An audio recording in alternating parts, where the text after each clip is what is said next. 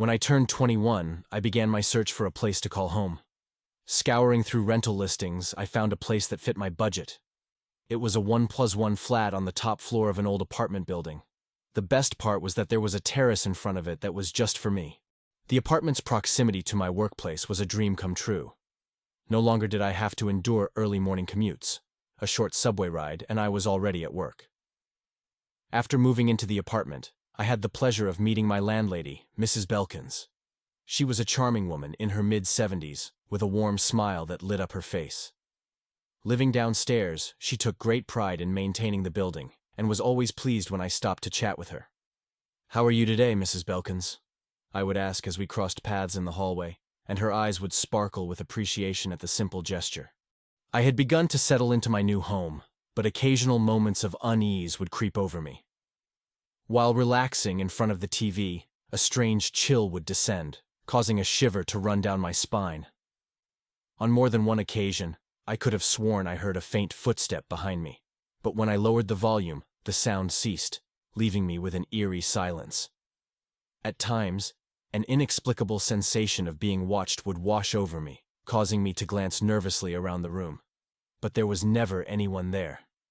Perhaps it was just my imagination running wild, fueled by the unfamiliarity of living away from my family for the first time.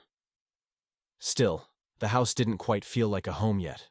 Determined to create a warmer and more inviting atmosphere, I set out to add a few new items and make small arrangements, hoping to dispel the lingering sense of unease that hung in the air. After gradually acquiring the missing pieces to complete the living room decor, it was finally time to turn my attention to the terrace. With its faded walls begging for a fresh coat of paint, I knew I had my work cut out for me. Approaching the landlord, I explained my plan, and to my relief, she agreed without hesitation. Surveying the area to be painted, I noted the smooth surface of the wall and the absence of any major imperfections, making it a straightforward task. With no need for extra plaster or sanding, I felt confident that I could tackle the job solo. As I gathered my supplies and prepared to embark on this DIY project, a sense of excitement mingled with determination coursed through me. This was my chance to transform the terrace into a vibrant and welcoming space, a reflection of my newfound independence in this new chapter of my life.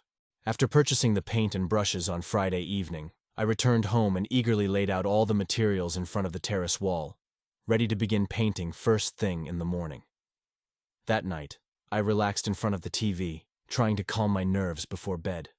However, as I drifted off to sleep, a sudden chill washed over me, causing me to jolt awake in the middle of the night.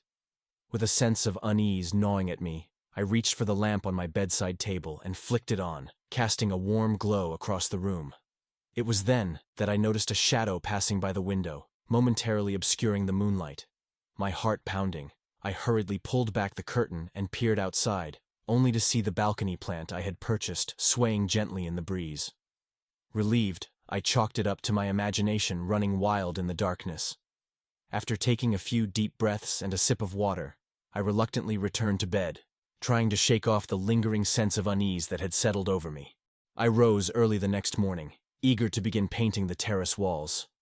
After a quick breakfast, I hurried outside to find my painting materials scattered about, with the paint can overturned beside the wall.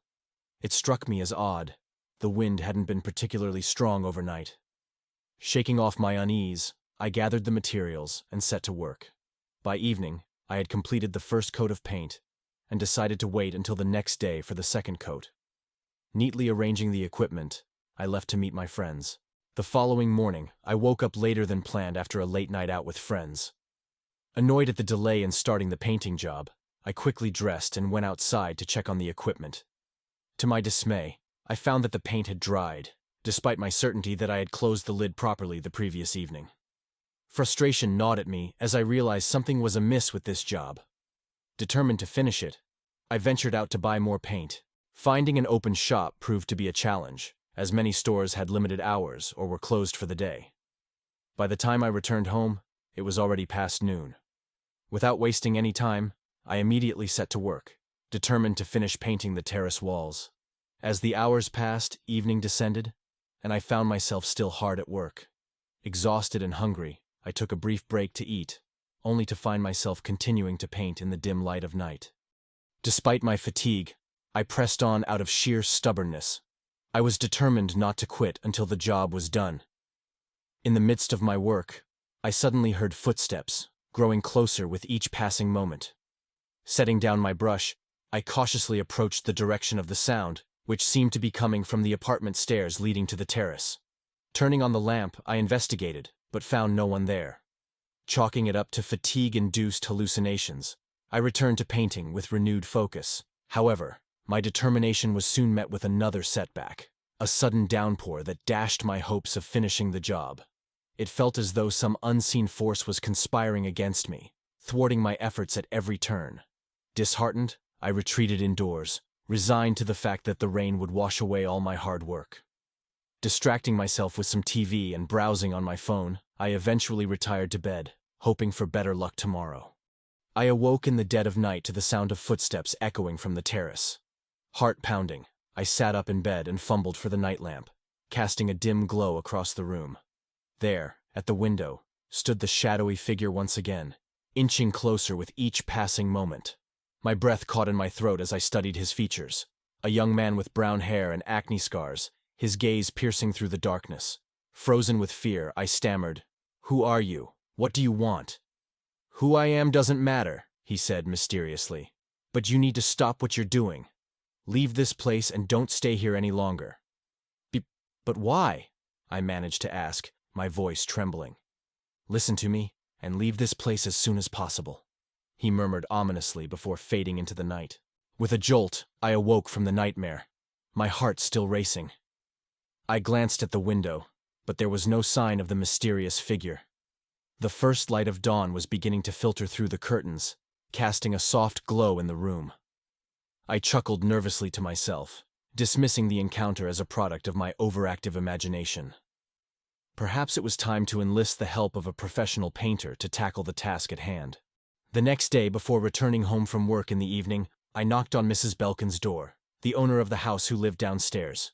Her caregiver opened the door, a regular presence due to Mrs. Belkin's age and solitude.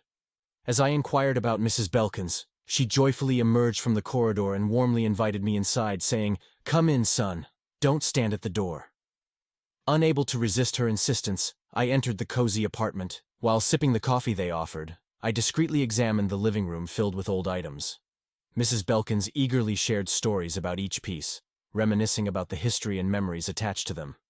She pointed out a collection of black and white photographs displayed on the console, narrating anecdotes about the people and events captured in each image. Then my eye caught a photo, which seemed oddly familiar. In the picture, there was a young man, about 20 to 25 years old, with brown hair and acne scars on his face. When I asked eagerly about the man in the photo, Mrs. Belkin's expression darkened, and she could barely utter, "He is my late son." Then, with a tone of exhaustion, she apologized and excused herself, saying, "I'm very tired today. Let me go and rest for a while, before retiring to her room." The caregiver must have noticed my surprise, as she felt compelled to offer an explanation. In a hushed tone, she spoke about the sensitivity of Mrs. Belkins and her struggles to cope with the loss of her son. Meanwhile, I couldn't shake off the feeling of familiarity with the man in the photograph. Curious, I asked the caregiver, "How did her son pass away? Was it an accident or something?" She replied solemnly, "No. It was suicide. He threw himself from the terrace of this house." In that moment, a chill ran down my spine, and I realized the connection. It was the same man who had visited me the previous night, urging me to leave everything and go. Without hesitation, I made the decision to move out of that house as soon as possible, haunted by the ghostly encounter and the tragic fate of Mrs. Belkin's son. If you enjoyed this video, don't forget to subscribe to our channel for similar content.